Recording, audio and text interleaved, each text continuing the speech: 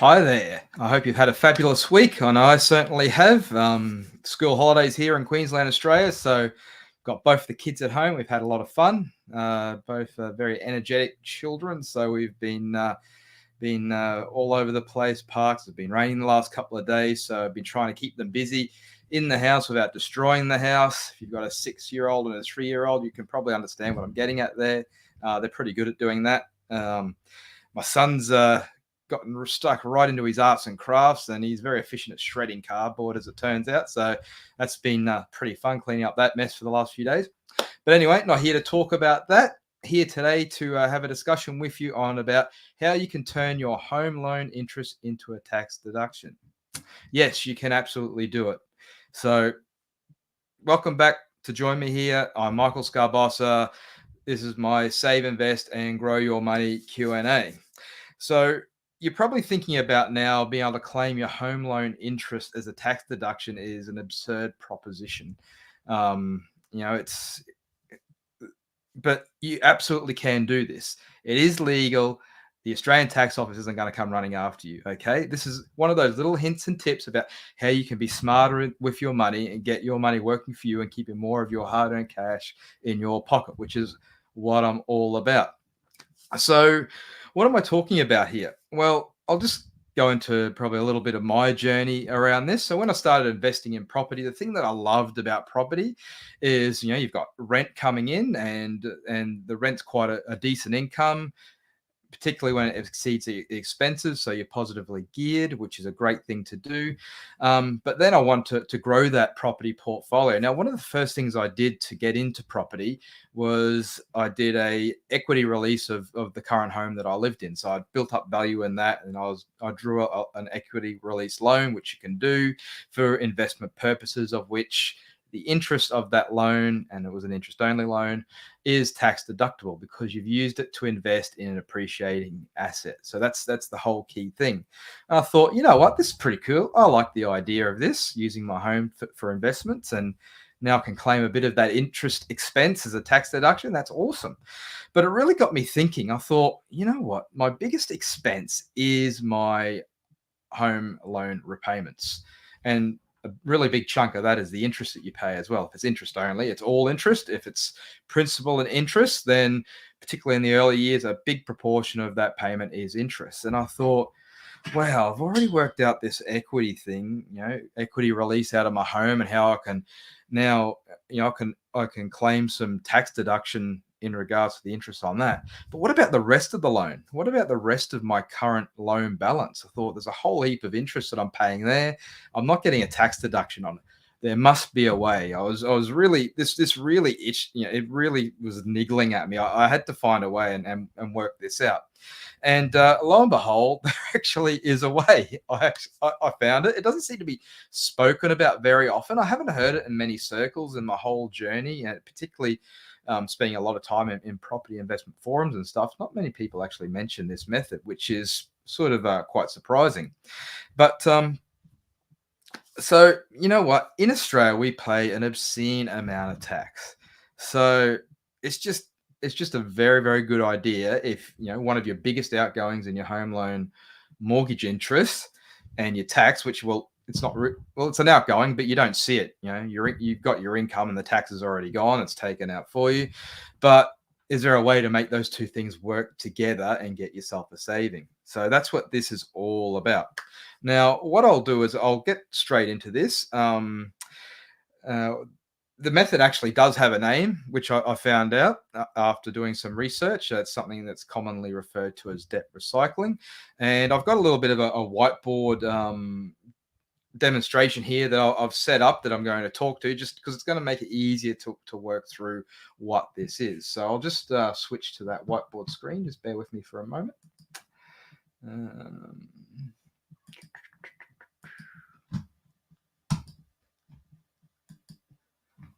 All right. So you should be able to see this on streams on screen. Sorry. I'll just hide that. Okay. So this is something that I prepared earlier. I'll just undo that little doodle.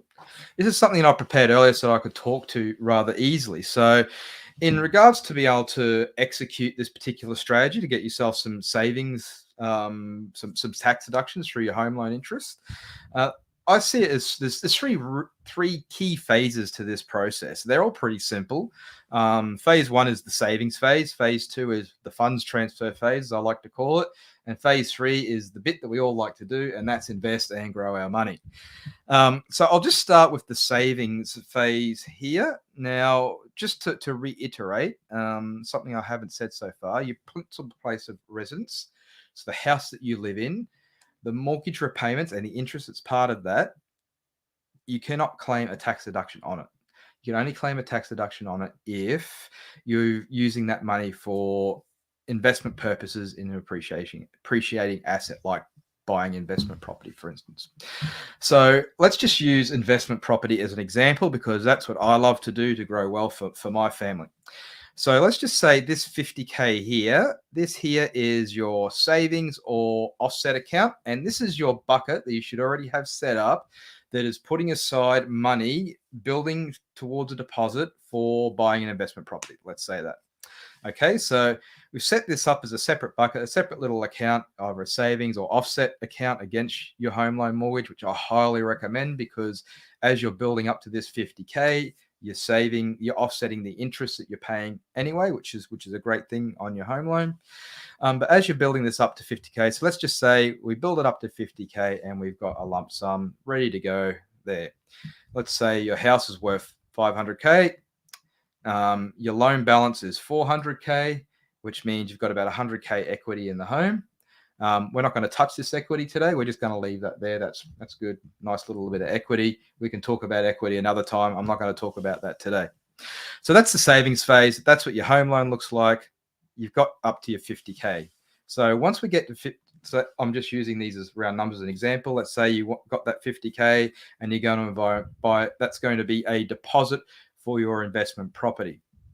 So we're ready to pay that deposit. So what you do is we got this funds transfer stage. So we go, okay, what we're going to do is we're going to take this 50K out of our offset account and we're going to stick it in here into the principal of our home loan. So effectively what we've done here, you've paid down the principal another 50K. So your loan balance is now 350K and well, in effect, you've got 150K equity sitting there. But that's only going to be very short term, so let's not worry about that. So what we've done is we've now put this 50K into your home loan. Now, the key thing is here, you've got to make sure that you've got the right home loan product to be able to do this. And that is when you put that 50K in there, that you've got the ability to draw it back out again. Okay, so that's the thing that you've got to remember. Now, with this, the next step that you're going to do is we're going to go, okay, we've done that. The next day we go along or however long afterwards, week maybe, let's say it's days. We're going to take that 50K back out of our home loan. We're going to draw our home loan down and we're going to use it as a deposit to buy an investment property. So now this is your loan. So the loan's back up to 400K. And you've still got your 100K equity. But what it means is this portion here, this 50K portion here, if I just color that in rather messily, this bit here, before you're paying your mortgage repayments with your interest on the 400K, we're still paying it on the 400K, but this 50K portion here, you can now claim a tax deduction for that interest. So isn't that pretty cool? I thought so. I really thought so when I first come across this. So what does that actually mean? Well, let's use some numbers that are fairly real at the moment. Let's say your home loan is 3.5% interest. So 3.5% interest per annum on 50K, that's about $1,750. If you're earning 100K a year, you're in that 32.5% tax bracket. So your tax saving on that interest will be about $560, $570 for the year. Not bad. Extra $500 in your pocket. for what is effectively just being a little bit smarter with how you're moving your money around, how you're managing your money. So, great little tip for you. So I hope you find. I hope I've made that really simple for you. It is really simple, and that you can have some thoughts about this and put it into practice, because that's exactly what I do.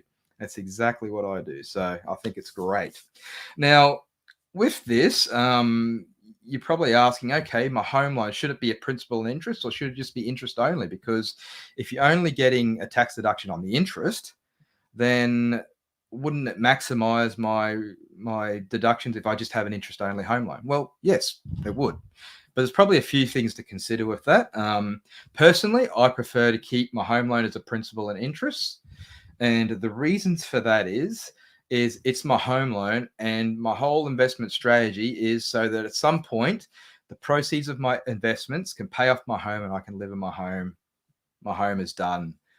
That's it, right? So when down the track I've got that passive income, and that passive income is living expenses. With no home loan, then those living expenses are a hell of a lot cheaper. If I decide to use some equity on my home to invest in assets that are appreciating in value and give me a positive result in regards to my investment income, then that's another story. But I like a principal and interest loan, because you're continuing to do your monthly repayments every month, and you're continuing to pay down the principal of that loan. You're contributing by a little bit by using your offset and offsetting some interest there. And plus, when you come out, you're transferring some of this into an investment loan. Now, the things that you've got to consider, which I was talking about before, you've got to make sure that if you're going to do this strategy, that this isn't actually having a negative impact. So you're actually making, by doing this strategy, the interest that you're converting is actually now, helping you make a loss on your investments. We're here to make profit on our investments, so and have our investments positively geared. So that's a consideration to have. There's a couple of other small risks here as well. One, if you went for an interest only loan, if you could even get it. I know the banks don't really like doing interest only loans for principal places of residence, and usually the interest rates are a bit higher.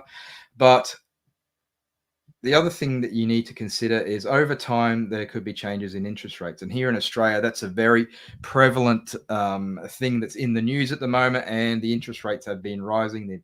The central bank here in Australia has risen the interest rates in some quite big leaps over the last couple of months. So that's something to consider, to know that those costs are increasing. So you need to factor that in. You need to factor in the performance of your investment. It's going to outperform your costs in this area.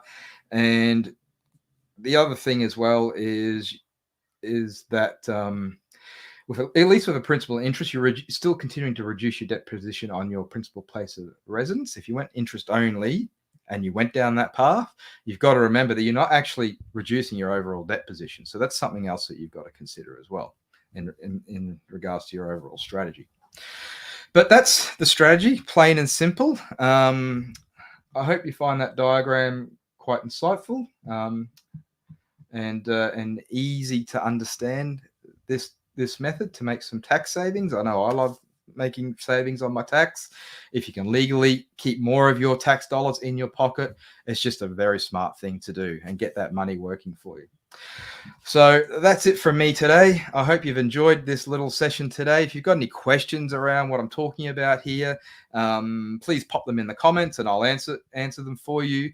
If you've got any other broader questions that you'd like me to answer for you in future my future live Save, Invest and Grow Your Money Q&As that I do every week, please pop them in as well, and I'll grab those questions and answer them in future videos as well.